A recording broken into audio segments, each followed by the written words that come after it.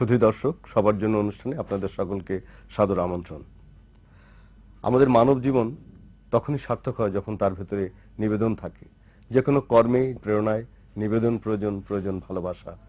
আর এই ভালোবাসার পেছনে যে জিনিসটি সবচেয়ে বেশি কাজ করে সেটি হলো প্রেম। প্রেম ছাড়া কোনো কিছুই সার্থক হয় না। আমরা সারা জীবন ধরে এই প্রেম খুঁজি, কখনো গানে, কখনো কবিতায়, কখনো আমাদের সব সৃষ্টিতে। সুধী দর্শক, জ্ঞান অন্বেষণের জন্য একজন মানুষ কিভাবে তার প্রেম দিয়ে, তার ভালোবাসা দিয়ে একটি ব্যক্তিগত উদ্যোগে অনেক বড় পাঠাগার গড়ে তুলতে পারেন। একেএম এনায়েত করিম, চলুন কথা বলি তার সঙ্গে, তার পাঠাগারে গিয়ে।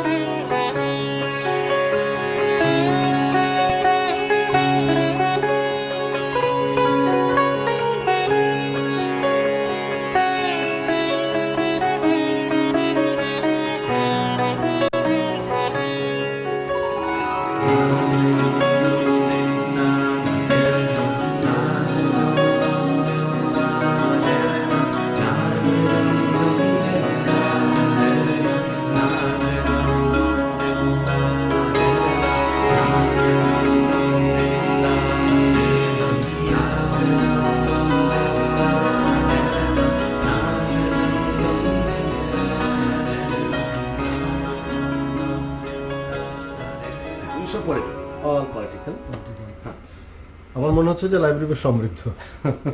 আচ্ছা কবির ভাই, আপনি বলুন যে আমাদের দেশে তো লাইব্রেরি নিয়ে কেউ এখন এরকম ভাবে না, তো আপনি কি উদ্দেশ্য নিয়ে এরকম লাইব্রেরি একটা প্রতিষ্ঠা করার চিন্তা করলেন? এটা উল্টো হয়ে গেছে। আসলে সত্য কথা বলতে আমি উদ্দেশ্য করে লাইব্রেরি করিনি, লাইব্রেরি হয়ে গেছে, এখন উদ্দেশ্য মিলাচ্ছি আমি। আচ্ছা, ব্যাপারটা এটা আমার স্কুল লাইফ থেকেই। আমি রিডার ডাইজেস্ট টাইমস তখনকার যুগে, তখন আমি সেন্ট জোসেফে পড়তাম, তো পাকিস্তানিদের সাথে একটা সবসময় টাফ কম্পিটিশন ছিল। তো এখন আমাদের কোনো উপায় ছিল না, স্পোর্টসে ফার্স্ট হতে হবে, ক্লাসে ফার্স্ট হতে হবে, এক্সট্রা কারিকুলার যত বাড়ানো যায়। তখন পড়াশোনা ছাড়া, নলেজ ছাড়া ইউ আর জাস্ট আউট। এই বাঙাল বললে শেষ। আমরা এই কম্পিটিশন ছিল বিধায় আমরা এগুলি পড়াশোনা করে তো এগুলি ফেলে দিতাম না, রেখে দিতাম। ওই সেন্সে আমার বাবা মাই বোধহয় প্রথম কনজারভেশনিস্ট আমাকে শিখেছে কনজার্ভ করা। গ্রামে ওই আমার নটি বয়সও পড়তাম তখন, ওই যুগে অক্ষয় জুতো পাঠিয়ে দিতাম, আমার চাচাতো ভাই পড়তো, তার ভাই করতো। তো বইগুলো ওখান থেকে আসছে, আমি পড়ে ফেলতাম না, ভাবতাম যে আমার চাচাতো ভাইরা পড়বে বা গ্রামে আমি গরিবদের দেবো, তারা পড়বে, নলেজটা শিখবে। কেন শতকর্তে পাকিস্তানিদের সাথে আমি হিরো হয়েছি সেন্ট জোসেফসে বিকজ অফ নলেজ, এই পড়াশোনা। তো ওই থেকে এগুলি জমতে জমতে একটা পর্যায়ে স্বাধীনতা হলো, ইউনিভার্সিটি, কলেজ, ইউনিভার্সিটি, এখন 30 বছর 35 বছর হয়ে গেল, এখন টনকে টন, এখন 32 টন হয়ে গেছে। তো আমি উদ্দেশ্য করে করিনি, সত্য কথা বলতে, to be clear and frank. এটা হয়ে গেছে, আমি এটা রেখেছি যে এইটা যেন ফিউচার প্রজন্ম এখানে এসে, আমি যেটা 12 ঘন্টা পড়েছি ওটা তারা হয়তো বা 2 ঘন্টা পড়বে, এই they can save their time. তো এই হলো আমার। আপনি একটা জিনিস বলুন যে আপনার লাইব্রেরি করার উদ্দেশ্য তো শুনলাম, এই অন্য অন্য লাইব্রেরি থেকে এই লাইব্রেরির পার্থক্য কি? ব্যতিক্রমটা, হ্যাঁ, তো ব্যতিক্রমটা হলো আমার প্রথমত ব্যক্তিগত, দ্বিতীয়ত হলো সব একটা একটা। এমনি লাইব্রেরিতে কিন্তু অনেক বই আছে 25টা, ওইখানে 50,000 বই মানে অ্যাকচুয়ালি 4,000 বই, আর আমার কিন্তু বই 7,000-এর বেশি আছে। একটা একটা, এই প্রথম। দ্বিতীয় ব্যতিক্রম, তৃতীয় ব্যতিক্রম ধরতে পারেন, এখানে সব ইন্ডিভিজুয়ালি আমি প্যাক করে করে, এগুলি কিন্তু সব কাটিং, পেপার কাটিং, তারপরে মার্ক করে দেখবেন এগুলি। যেমন বিশেষ করে পলিটিক্যাল লিডার্স, এই যে বঙ্গবন্ধু, মানে আপনি ব্যক্তি ধরে ধরে ধরে এবং তাদের উপরে যত মিডিয়াতে বা প্রিন্ট মিডিয়াতে যত ডাটা হয়েছে এটা আমি সংগ্রহ করেছি। কারণ আমি চাই যে ফিউচার প্রজন্ম প্রাইমারি সোর্স অফ ইনফরমেশন, এটা কিন্তু লাইব্রেরি ওই সেন্স গবেষণার জন্য সবচেয়ে বড় রিসার্চ, আপনার এখানে রিসার্চ। কবির ভাই, আপনি যে বললেন যে ব্যক্তি ধরে ধরে আপনি কাজ করেছেন এবং তাদের সম্পর্কিত যত তথ্য উপাত্ত আপনি সংগ্রহ করেছেন, তো আমি এখানে দেখতে পাচ্ছি যে আমাদের বিভিন্ন অনেক পলিটিক্যাল লিডার্স এখানে আছে, বিভিন্ন এই দেশে, বঙ্গবন্ধু শেখ মুজিবুর রহমান, মৌলানা ভাসানী, আমাদের For example, মানে হ্যাঁ। আমরা একটা Example একটু দেখাচ্ছি। যদি আমরা দেখি এই ধরনের ভাসানী, মৌলানা ভাসানী। তো এখন ভাসানী কোনো সংগঠন আছে বা বিভিন্ন কে কি করছে তা না, এখন আমার হাতে ভাসানের উপরে ওনার উপরে যত প্রচ্ছদ এই দেশে, যত ইন্টারভিউ, যত ডাটা, যত বিচিত্র হতে শুরু করে স্বদেশ, চিত্র বাংলা, স্বর্ণিকা, মৌলানা ভাসানীকে নিয়ে ওনার যত লেখা, উপরে যত লেখা, এখন একজনের যদি ডাটা দরকার হয় এখন কোথায় যাবে? আমার এখানে এই যে একটা ব্যতিক্রম যে এখানে ইন্ডিভিজুয়াল ডাটাগুলো সার্টিফাইড করা, একটা পিএইচডি করতে হলে তো 3 বছর স্টাডি করে, পিএইচডি কিন্তু কিছু না, এই খালি বই পড়বে, হাজার হাজার বই পড়ে সর্ট আউট করবে। তো এই সর্টিং গুলো আমি অন্য মানুষের হয়ে করে রেখে দিয়েছি। কম্পিউটারে এই বিষয়গুলো কি আপনি পাঞ্চ করেছেন কি? আমার যত এখানে পেপার কাটিং আছে এগুলো সব কিন্তু আমার স্ক্যান করা, স্ক্যান করা। প্রত্যেকটা। আপনি কি আওয়ার প্রায় 2.5 লক্ষ সফটওয়্যার তৈরি করেছেন এটা? না, ওয়েবসাইটে নেওয়ার জন্য আমি চেষ্টা করছি, চেষ্টা কাজ করছেন। করে যাচ্ছি। আমি তো একা, I am the only man. বুঝতে পারছি। প্যাকিং গুলো পর্যন্ত আমার করা, সেভ করার জন্য। Everything. রাতে আমি তো রাতে ঘুমাই না, পারতপক্ষে মেটাবলিক ফাংশনে 4 ঘন্টা ঘুম দরকার। আচ্ছা, এর মধ্যে আপনার সবচেয়ে গুরুত্বপূর্ণ সংগ্রহ কি বলে আপনার মনে হয়? আমি মনে করি এখানে আমার যা আছে তার 90% গুরুত্বপূর্ণ এই জন্য, কেন ইনফরমেশন ভালো, সিআইটি এখন কম্পিউটার ইনফরমেশন টেকনোলজি, আইটির যুগ।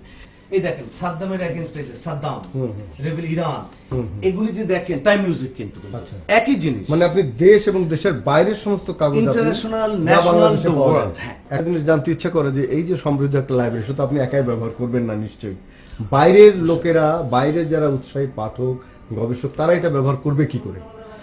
তাদের জন্য কি সুবিধা? অ্যাকচুয়ালি এখানে যারা রিসার্চ বেসড, যেমন ল মেকার্সরা, যারা পলিটিশিয়ান এখানে আসলে, যেমন আমি আপনি এখানে দেখেছি political data date wise 69 movement থেকে বাংলাদেশে এখন পর্যন্ত আমার paper cutting plus original paper. এবং তাদেরকে আপনি সুযোগ দেবেন এখানে পড়ার জন্য। Exactly, I want law makers. এর জন্য কি তাদেরকে কোনো পেমেন্ট করতে হবে কিনা?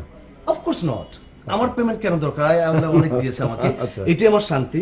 ল মেকার্স তারা ইলেকশনে হেরে যে রাস্তায় ইটা উঠে নামে, ওনারা এখানে চলে আসবে, পড়াশোনা করবে, নেক্সট টাইম আরো ভালো করবে। কারেক্ট। তাদেরই ডাটা, তাদেরই বক্তব্য, তাদেরই কৃতিত্ব, কিন্তু আমি শুধু সংরক্ষণ করে রেখে দিই। আচ্ছা কবির ভাই, ওই যে প্রশ্নটি আমি করতে চাচ্ছিলাম যে আপনার 30 টন বই এখানে আছে আপনি বলছেন, তো 30 টন বইয়ের এখানে যে ধারণ ক্ষমতা, যে স্পেস আমরা দেখতে পাচ্ছি, আপনার সামনে জীবন আরো পড়ে আছে, আপনার এই সংগ্রহ আপনি কোথায় রাখবেন? স্পেসটা কোথায় পাবেন? আচ্ছা, এটা একটা মজার ব্যাপার। এই 30 টন, এই যে এককালে কিন্তু আশুবাণী পাল প্রথম লাইব্রেরি যে পৃথিবীতে করেছে, 25,000 স্টোন ছিল কিন্তু ওনার এই বেবিলনের ওখানে। তো তখন যদি এই প্রশ্নটা করা হতো উনি কি উত্তর দিত? তা আমার ওরকমের যে এখন চিপসের যুগ, আমি কিন্তু 2003-তে ডেইলি নিউজ পেপার, আমি ডেইলি 17টা পেপার রাখতাম, এখন কিন্তু আমি রাখছি না। এখন কেন? ওগুলি কিন্তু এখন প্রেস চিপসে চলে গেছে, এখন কিন্তু প্রিন্ট মিডিয়াতে এগুলি কিন্তু বিলুপ্তি হয়ে যাচ্ছে। আপনাদের প্রিন্টেড প্রেসে ব্লক ছিল, এখন কিন্তু ব্লক নাই। তো এইটা প্রশ্ন ফিউচার প্রযুক্তি দিয়ে দেবে। আর টাইমটা আমি ম্যানেজ করি, স্পেসটা তো এই হলো, আর টাইমটা আমি ম্যানেজ করি, আমি রাতে ঘুম থেকে টাইমটা চুরি করি, কারণ মেটাবলিক ফাংশনে আমাদের 6 ঘন্টার বেশি ঘুম দরকার হয় না। মানে সময় কোনো সমস্যা নয়, হ্যাঁ। কাজ যদি আমরা করতে চাই, হ্যাঁ। সেটা আপনি প্রমাণ করেছেন একাকি এত বড় একটি লাইব্রেরি গড়ে তোলা। এখানে একটা মজার জিনিস আছে আপনার, বাংলাদেশে যাব 69 থেকে আমার হাতে নিউজ স্ট্যান্ড থেকে যত ম্যাগাজিন, জার্নাল, ফোর্টনাইটলি, মান্থলি, উইকলি, যত একটা ইউ নেম ম্যাগাজিন এই দেশে আপনি পড়েছেন, যেটা নাই প্রথম 20টা, ভলিউম 1 নাম্বার 1 থেকে ভলিউম 1 নাম্বার 20। এখানে ফিউচারে সব এডিটর জীবিত আছে কিনা আমি জানি না, তো আমার খুব ইচ্ছা আমি একটা গেট টুগেদার করে তাদের প্রেজেন্ট করব। অনেক গুরুত্বপূর্ণ কাগজ যেগুলো এখন প্রথম বেরোচ্ছে না, সচিত্র স্বদেশ বন্ধ হয়ে গেছে, হ্যাঁ, বিচিত্র